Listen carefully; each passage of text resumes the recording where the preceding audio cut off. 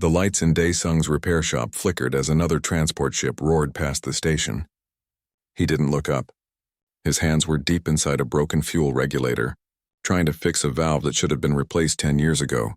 Almost got it, he muttered to himself. The clock on the wall showed 23:47. Most shops on Orbital Station, Taejin 7 had closed 3 hours ago, but Dae-sung liked working late. Fewer people. Less noise. Just him and the machines. He was a simple man with a simple life. At 32 years old, he'd seen enough excitement during his military days. Now he just wanted to fix things and be left alone. His shop was small, just 2 rooms and a cargo bay, but it was his. The valve finally clicked into place. Dae-sung smiled and wiped the grease from his hands. That's when he heard it. A soft scratching sound came from the cargo bay, then a tiny whimper, like a scared animal. Dae-sung grabbed his flashlight and walked toward the back. Hello, shop's closed. The scratching stopped. Silence. He pushed open the cargo bay door. The room was dark and full of old engine parts he'd collected over the years. I know someone's in here. Come out. Another whimper, this time from behind a stack of broken thrusters. Dae-sung moved slowly, keeping his light low. He'd dealt with station rats before. Some of them got pretty big. But this sound was different. He peered behind the thrusters and froze. A small creature huddled in the corner, trembling. It was like nothing he'd ever seen. Its body was covered in scales that shimmered blue and silver under his flashlight. It had 4 legs, tiny wings, and a long tail wrapped around itself. Its eyes were large and golden, filled with fear. Oh no, Dae-sung whispered. He knew what this was. Everyone in the galaxy knew. A baby dragon. A draconian youngling.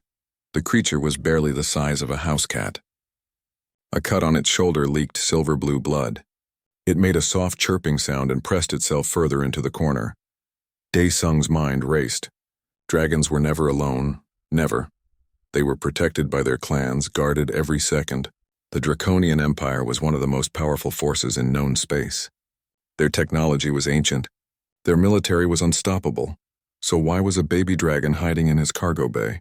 Hey, it's okay, Dae-sung said softly. He put down his flashlight and held out his hand. I won't hurt you, the baby dragon chirped again. It tilted its head, studying him. Dae-sung noticed the wound more clearly now. Someone had shot it with an energy weapon. Recently.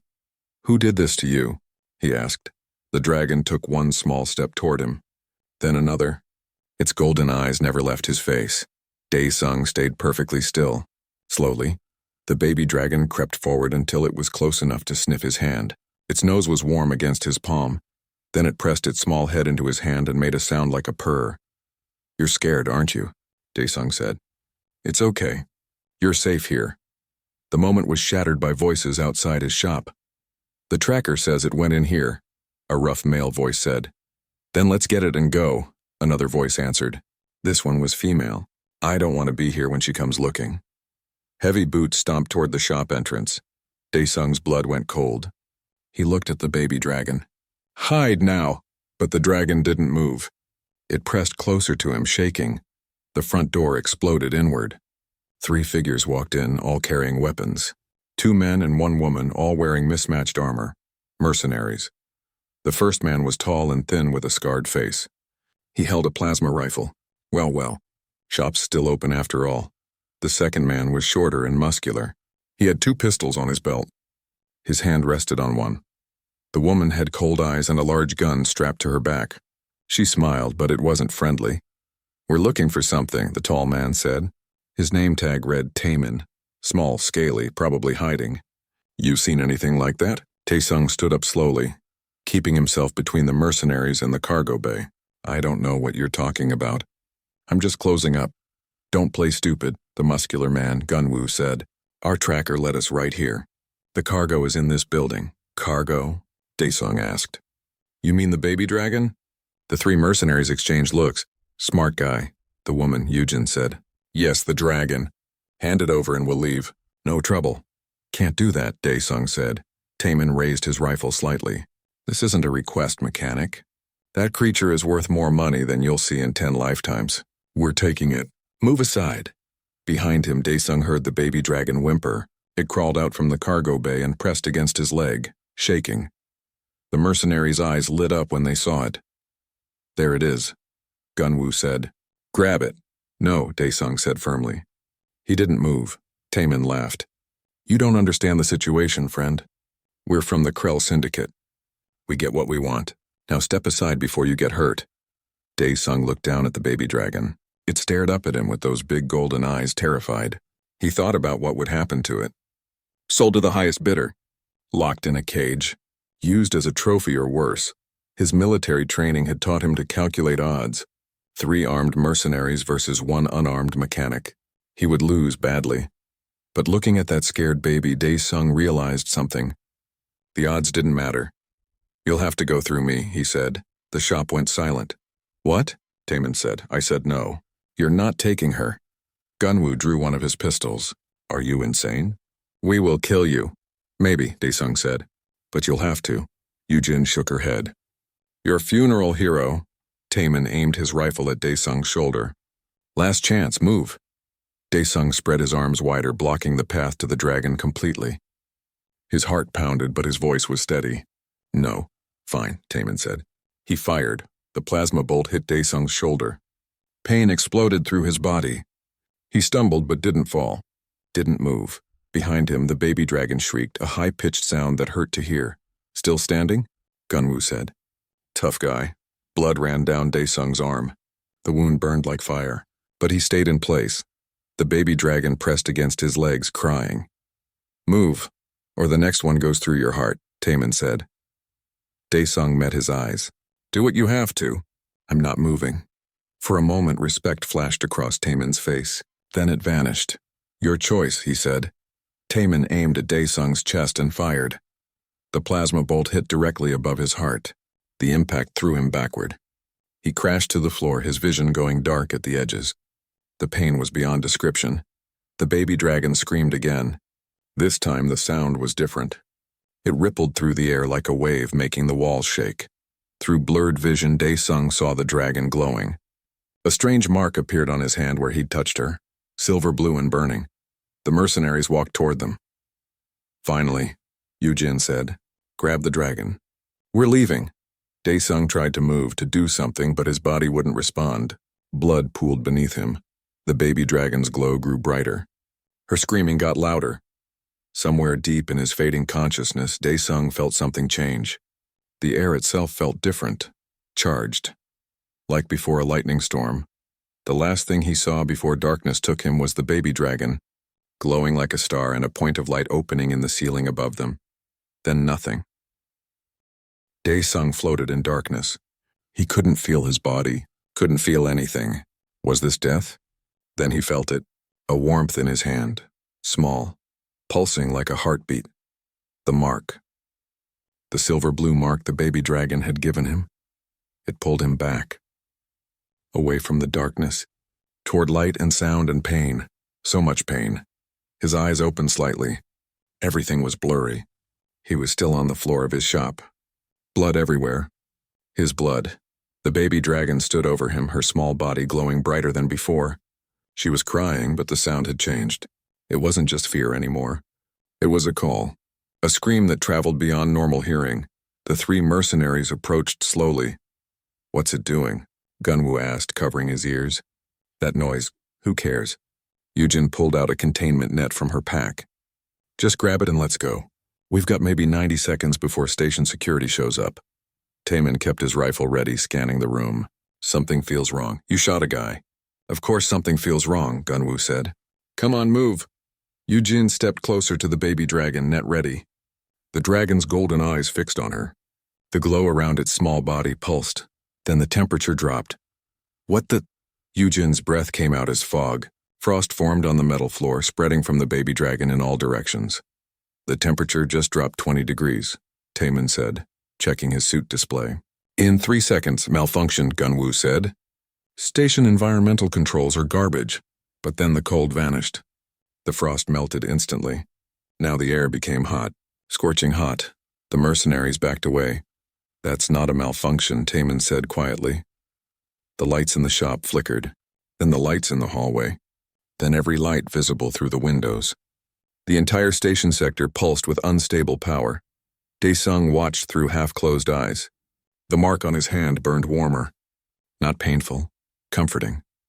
like the baby dragon was telling him, "Hold on. Help is coming. We need to leave." "No," Taman said. "Not without our payday," Eugen argued. She moved toward the dragon again. The baby dragon shrieked once more. This time the sound shattered 2 windows. Alarms started blaring throughout the station. A voice crackled over the station's emergency speakers. "Attention. Unknown energy signature detected. All personnel seek shelter. Repeat." The message cut off with a burst of static. "Station control, what's happening?" Taman spoke into his comm unit, no answer. Just static. 90 seconds had passed since the shot. Gunwoo stared at his scanner.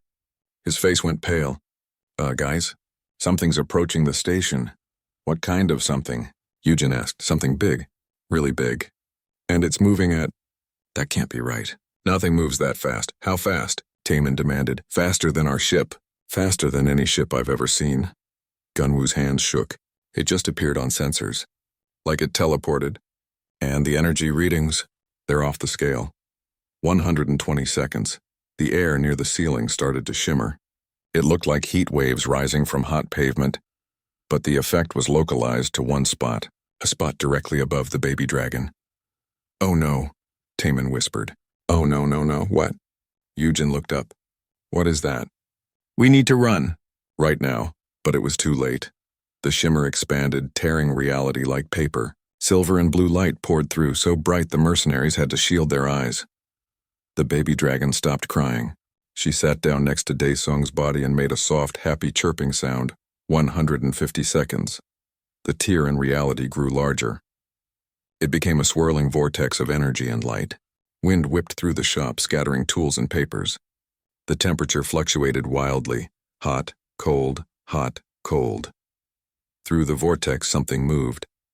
A shadow, a shape, something approaching from the other side.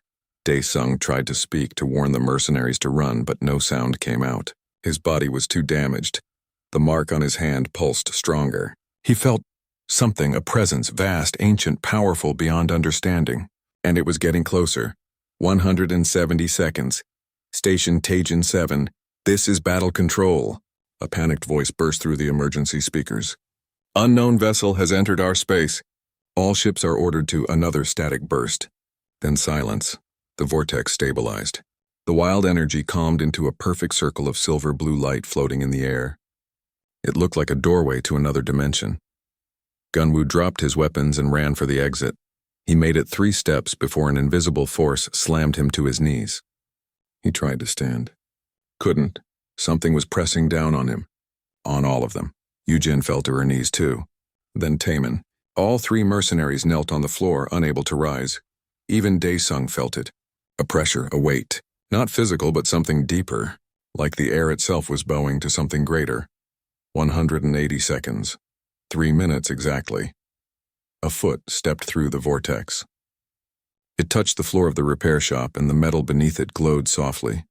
Then a figure emerged fully from the light. She was tall, nearly 7 feet. Her form was humanoid, but clearly not human. She wore robes that seemed woven from starlight itself, flowing and shifting with colors that didn't have names. Her hair was long and silver blue, floating gently as if underwater. Her skin had a faint shimmer to it, like scales just beneath the surface. But her eyes were what made Daesung's breath catch. They glowed with inner fire, golden like the baby dragon's eyes, but filled with thousands of years of life and power. This was Mireille, Empress of the Draconian Celestial Throne, ruler of 47 star systems. One of the oldest and most powerful beings in the known galaxy, and she was a mother looking for her child. The baby dragon chirped happily and tried to run to her, but she stumbled, her injured leg giving out. Mireille's eyes found her daughter first. Relief flashed across her face. Then her eyes moved to the wound on the baby's shoulder. The relief vanished. Her gaze swept the room. She saw the 3 armed mercenaries kneeling on the floor. She saw their weapons. She saw the scorch marks on the walls. Then she saw Daesung bleeding on the floor. The baby dragon pressed against him protectively. The temperature in the room began to rise, not fluctuating this time, just rising, steadily. "Explain," Mireille said. Her voice was quiet, calm, but it resonated through the room, through the station, through the very fabric of space around them. It was the voice of someone who could destroy worlds if she chose. Explain what happened here. Now. The three mercenaries trembled. Eugen tried to speak, but no words came out. Taman found his voice first. We were just... Your Majesty, we meant no harm. We were hired to rescue all. I do not lie to me. Mireille took one step forward. The metal floor beneath her feet glowed red-hot, then cooled instantly. I can smell the greed on you. I can see the containment net designed to capture a youngling. I can read the fear in your hearts, not fear of punishment, but fear of losing profit. She gestured to the baby dragon. You stole my daughter. You hurt her. You planned to sell her. No, Gunwu started. Mireille looked at him. Just looked. Her golden eyes met his. Gunwu started screaming. No one was touching him. No visible force hurt him. But he screamed like his soul was burning. Then he stopped, went silent, and slowly turned to ash. In 5 seconds, he was just a pile of gray dust on the floor. Eugen and Taman went completely still, barely breathing. Mireille turned to Taman. You shot someone. I can smell the plasma discharge from your weapon. Who did you shoot? Taman's eyes flickered to Daesung's body. Mireille followed his gaze. She saw the human clearly now, young, dying, and her daughter was pressed against him, trying to keep him warm, the mark of kinship glowing on his hand. Her expression changed. The rage was still there, but now it was mixed with something else, confusion, curiosity. She looked back at Taman. You shot an unarmed mechanic? He wouldn't move. We told him to step aside. He refused, so Taman never finished his sentence. Ice formed around his body, starting at his feet and racing upward. In 3 seconds, he was completely frozen.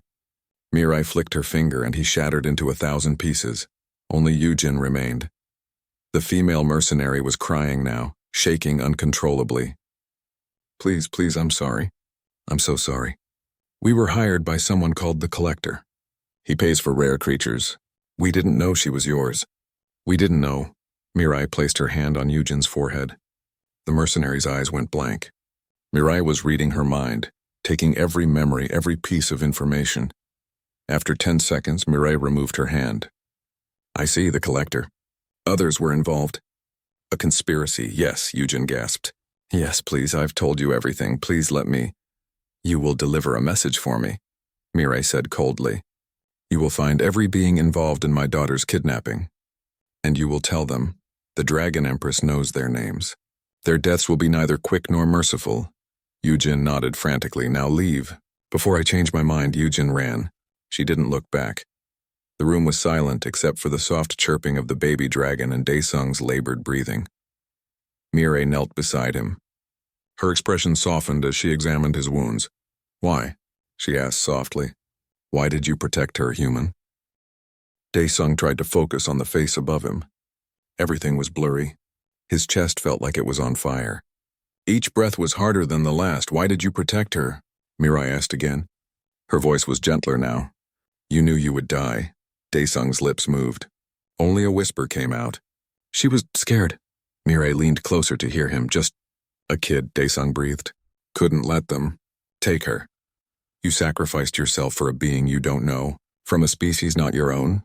Daesung's eyes found the baby dragon. She was curled against his side, whimpering softly. Her golden eyes were full of tears. Doesn't matter, he whispered. Was the right thing. Mireille stared at him for a long moment. In her 3,000 years of life, she had met countless beings. Brave warriors, wise scholars, powerful leaders. But most acted for honor, for glory, for reward. This human had expected nothing, wanted nothing. He had simply seen a child in danger and chose to help, knowing it would cost him everything. What is your name? She asked. Daesung. Daesung, Mireille repeated. She looked at the mark on his hand, the silver-blue sigil that her daughter had placed there. Do you know what this mark means? He shook his head slightly. It is the mark of kinship. Dragons give it only to those they choose as family. My daughter has claimed you as her protector, as her kin. Mireille's expression grew sad. She tried to save you with it. The mark sustained your life force, kept you from dying instantly, but the damage is too severe. Even the mark cannot hold you much longer. The baby dragon cried louder, pressing her face against Daesung's chest. I am sorry, little one, Mireille said to her daughter. Even I cannot. She stopped, looked at the mark again, At her daughter, at this strange human who had given everything for a child he'd just met. A decision formed in her mind. "Perhaps I can," she said quietly.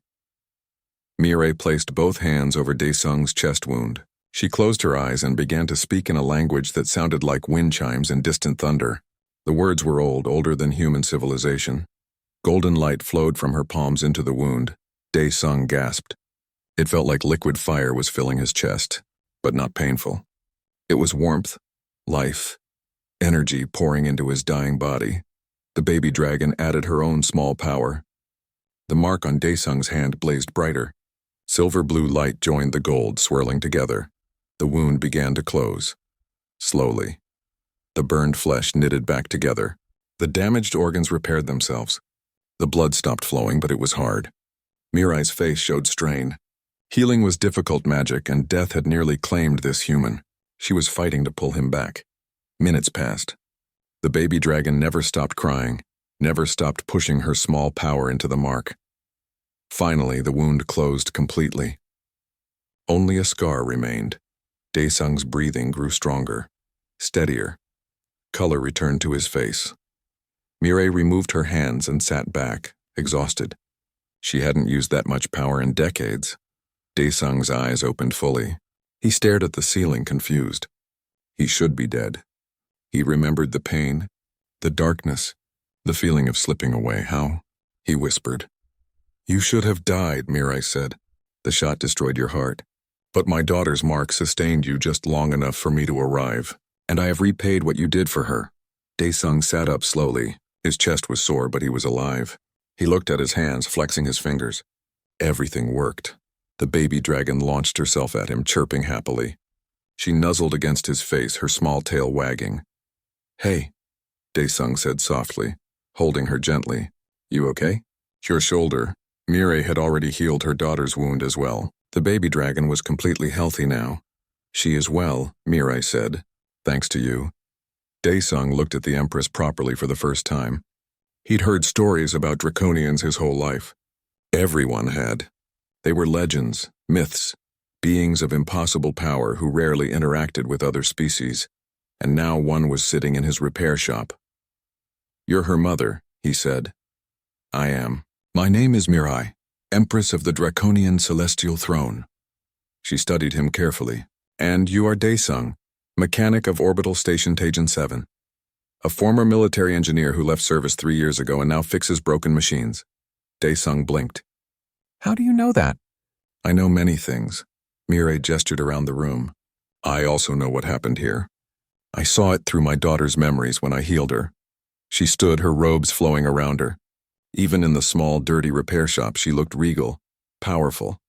"My daughter was kidnapped 4 days ago," Mireille explained. "We were visiting a neutral station for diplomatic talks. She was taken from her room during the night. The kidnappers used blocking technology to prevent me from sensing her location." The baby dragon made a sad sound. "I have been searching ever since. Every ship, every station, every planet in this sector. I was..." Mireille paused, and for a moment the powerful Empress looked like just a worried mother. "I was losing hope. What changed?" Daesung asked. Her fear broke through the blocking. "When you were shot, when she thought you were dying, her emotional surge was so powerful it shattered the interference. I felt her call and came immediately." Mireille looked at her daughter, who was still nestled in Daesung's arms. She was so frightened, hurt, alone, and then she found you. "I just did what anyone would do," Daesung said. "No." Mireille's golden eyes fixed on him. "Most beings would not. Most would have stepped aside. Preserved their own life. You are unusual." Daesung didn't know what to say to that. Mireille began to pace, her hands clasped behind her back. "In draconian culture, there is a law older than stars. When someone saves the life of a royal child, a debt is created. A life debt. It is the most sacred obligation in our society." "I don't want anything," Daesung said quickly. "Really, I'm just glad she's safe." Mireille stopped pacing and looked at him with surprise. "You refuse payment?" "I didn't do it for payment. I did it because it was the right thing to do." "The right thing," Mireille repeated slowly. She tilted her head, studying him like he was a puzzle she couldn't solve. "You are truly unlike any being I have encountered. I'm just a mechanic. You are far more than that. And regardless of your wishes, the debt exists. By our law, it must be satisfied. To refuse brings dishonor to both of us. Dae-sung frowned. He didn't want honor or debt. He just wanted to go back to his quiet life.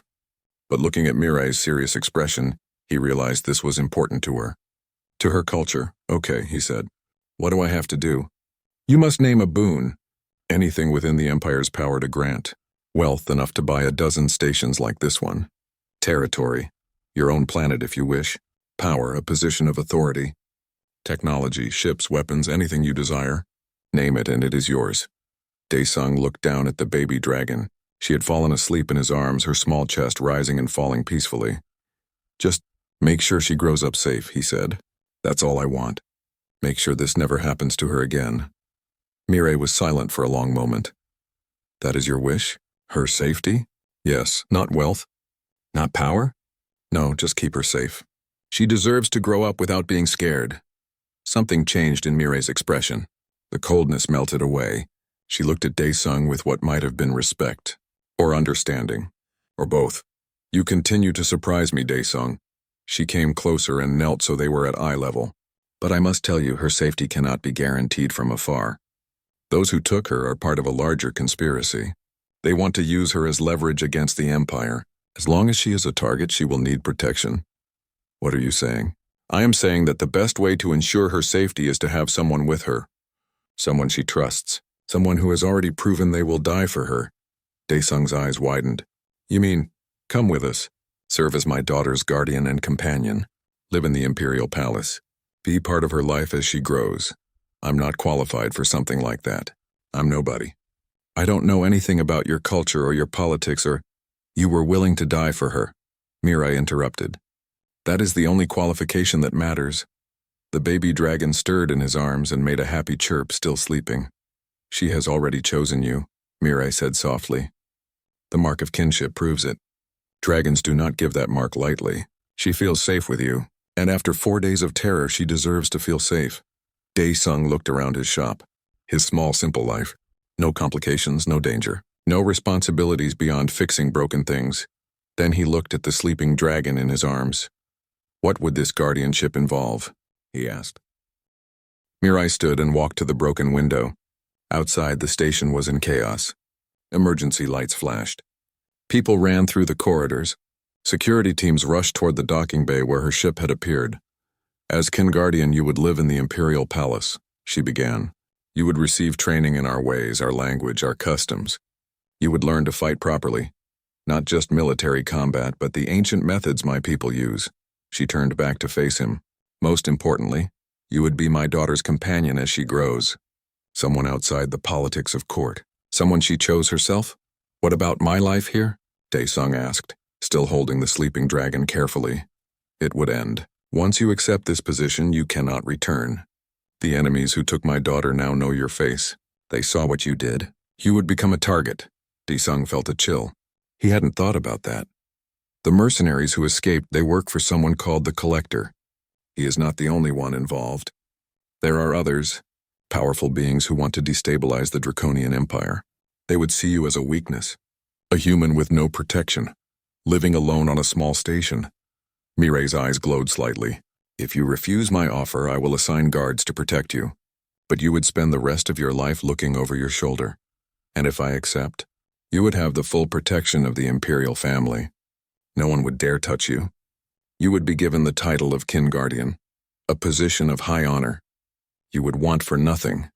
Dae-sung looked down at the baby dragon again. She had curled up in his lap, one small paw resting on his arm. Even in sleep, she held onto him.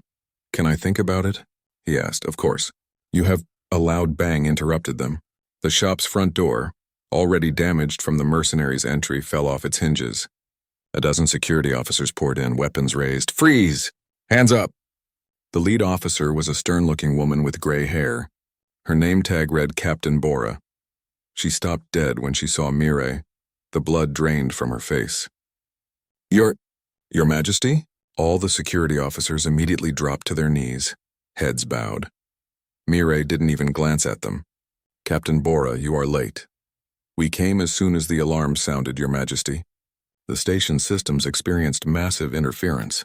Communications were down. Bora saw the piles of ash on the floor. She went even paler. What happened here? Mercenaries from the Krell Syndicate attempted to steal my daughter. This man, Mireille gestured to Daesung, protected her at the cost of his own life.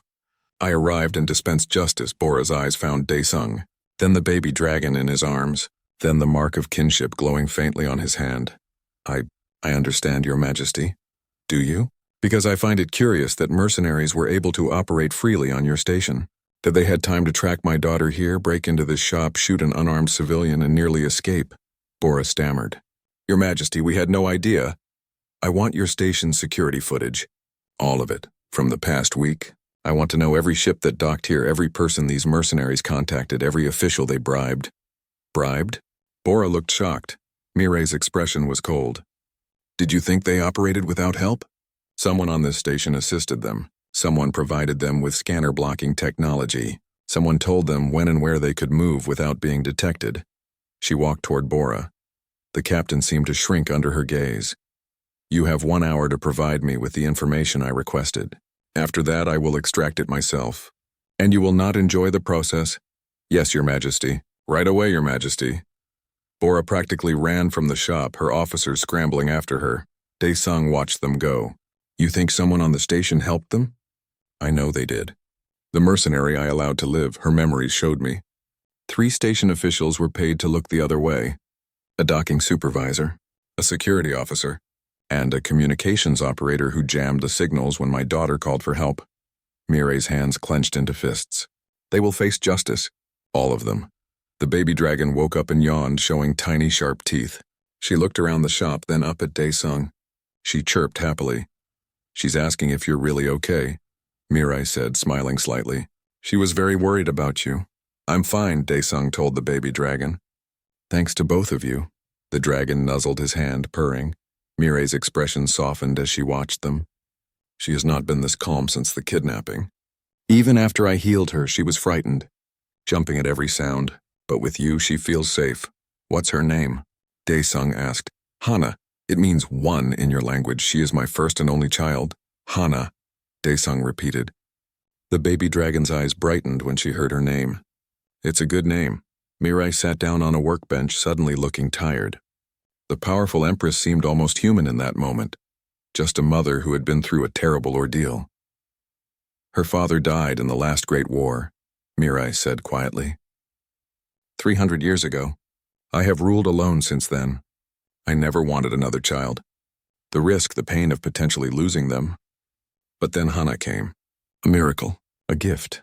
She looked at her daughter with such love that Daesung felt like he was intruding on a private moment. When she was taken, I thought I would destroy the universe to get her back. I was prepared to burn entire worlds if necessary. Mireille's voice was soft but held an edge of steel, and I would have, without hesitation. But you didn't have to, Daesung said, because she found help. She found you. Mireille met his eyes. Do you understand what that means? In 4 days of being terrified, hurt, and alone, she could have hidden anywhere on this station. Millions of places. But she found her way to the one being who would protect her without question. The one being pure enough of heart that she felt safe giving him the mark of kinship. I don't think I'm that special, Daesung said uncomfortably. That is precisely what makes you special.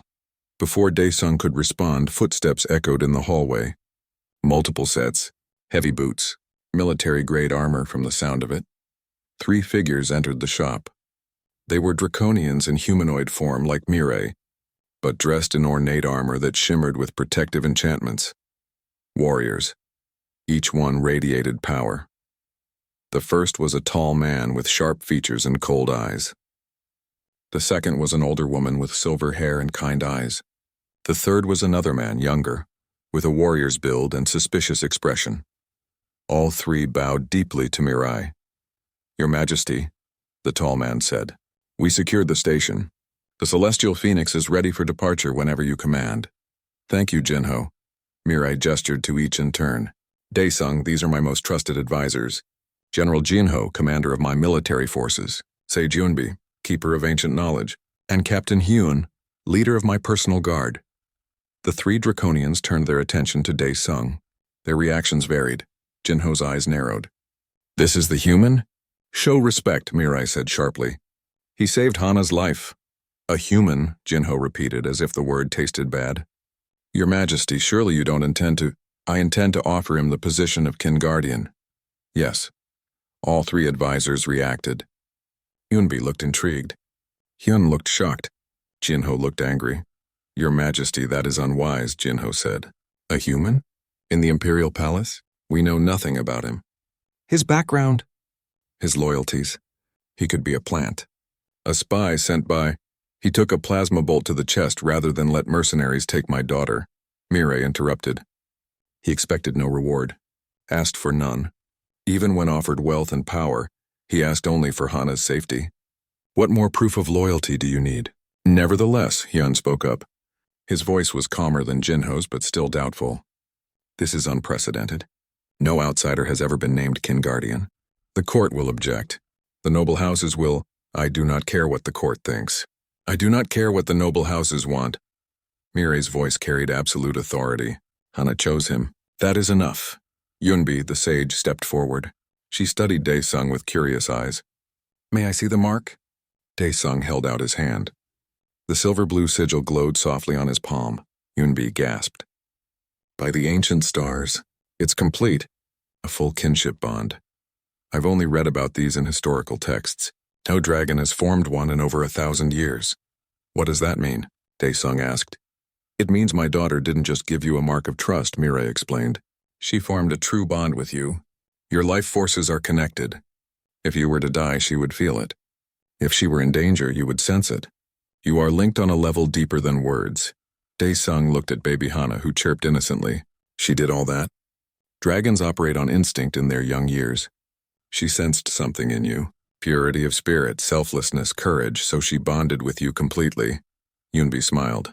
The child has chosen well, Your Majesty. This human has a strong spirit.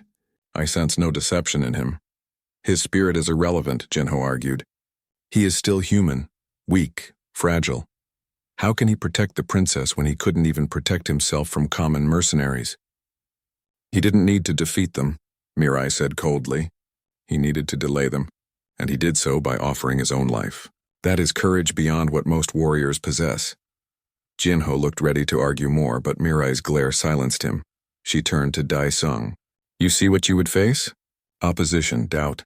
Beings who would question your every move. The imperial court is not kind to outsiders. So why offer this to me? Daesung asked. Mirai walked over and gently took Hana from his arms. The baby dragon whimpered in protest but settled when her mother held her. Because my daughter deserves someone who cares for her, not for the power she represents, Mirai said softly. Because I have been alone too long and I am tired of trusting only myself. And because— She paused.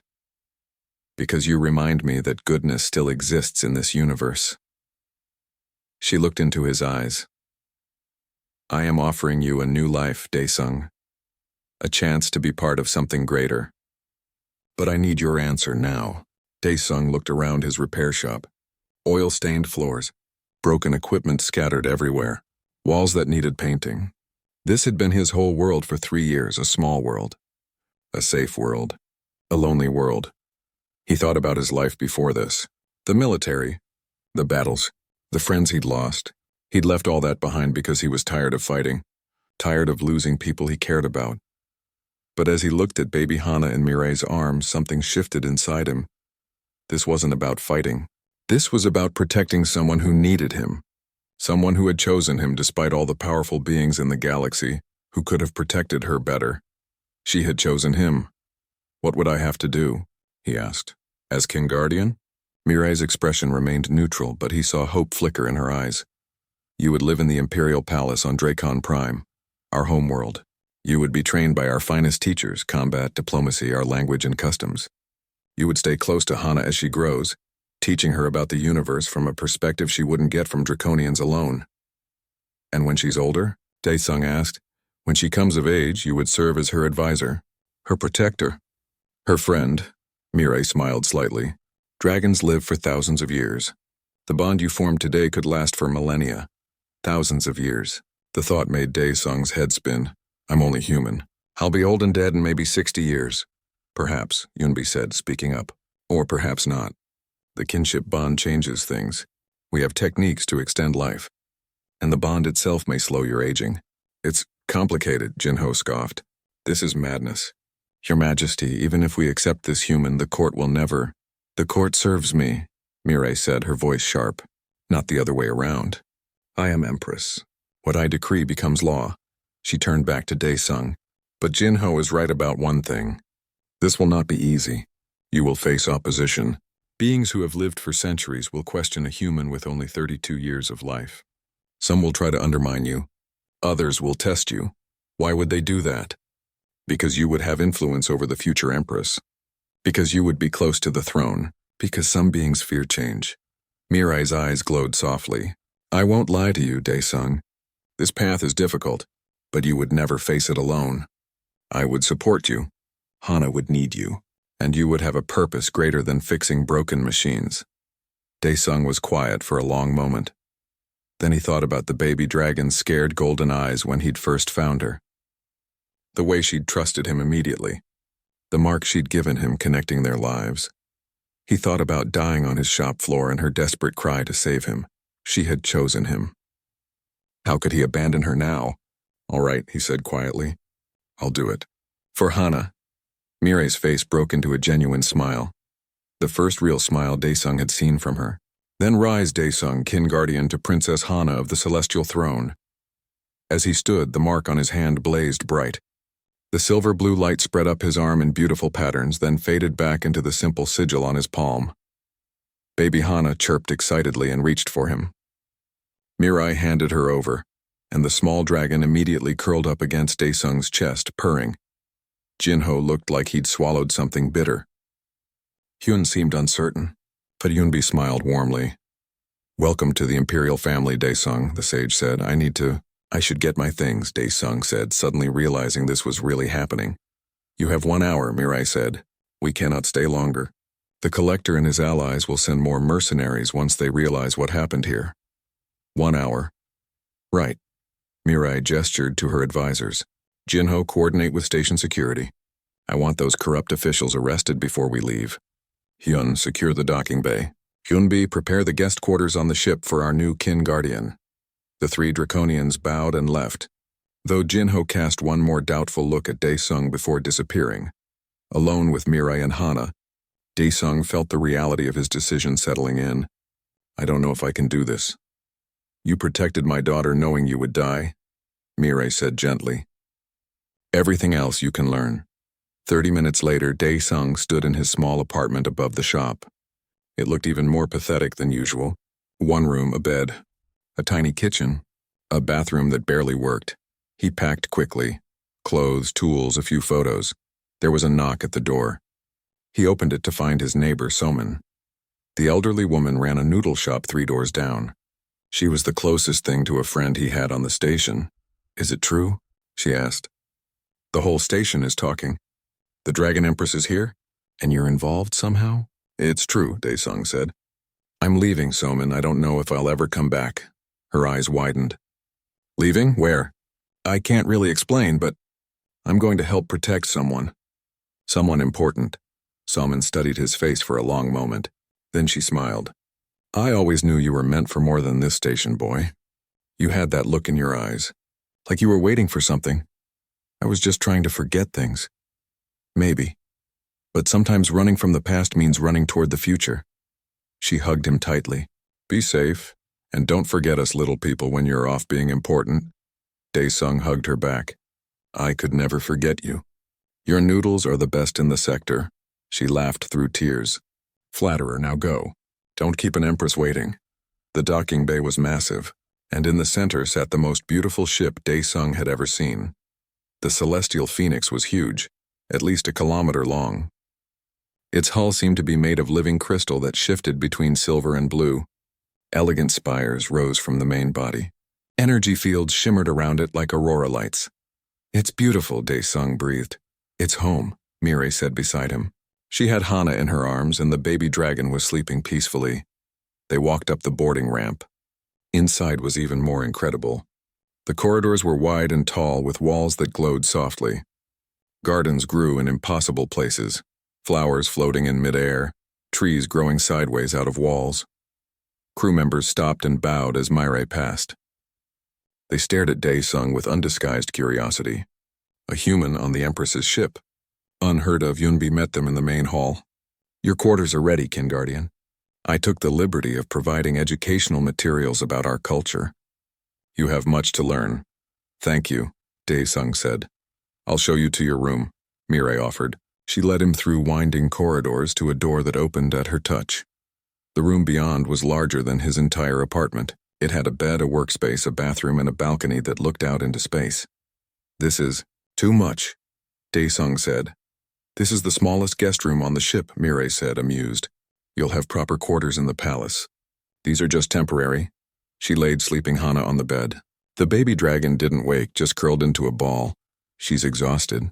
The kidnapping, the fear, the bonding with you, it's been overwhelming for one so young." Mireille brushed a gentle hand over her daughter's scales. "But she's safe now. Thanks to you." "Anyone would have—" "No," Mireille interrupted firmly. "Not anyone, you did. And I will never forget that." She moved toward the door, then paused. "Dae-sung? I know this is all happening very fast. If you need time to adjust, to process everything, take it. No one expects you to be perfect immediately." "Thank you, Your Majesty. When we're private, you may call me Mireille. You're family now." After she left, Dae-sung sat on the edge of the bed. He looked at baby Hana sleeping peacefully. The mark on his hand pulsed softly in time with her breathing. What had he gotten himself into? A voice came over the ship's communication system. "All crew, prepare for departure." Destination Draken Prime. Dae-sung moved to the balcony. Through the transparent barrier, he watched as the station grew smaller. The celestial phoenix moved smoothly, gracefully, picking up speed. This was really happening.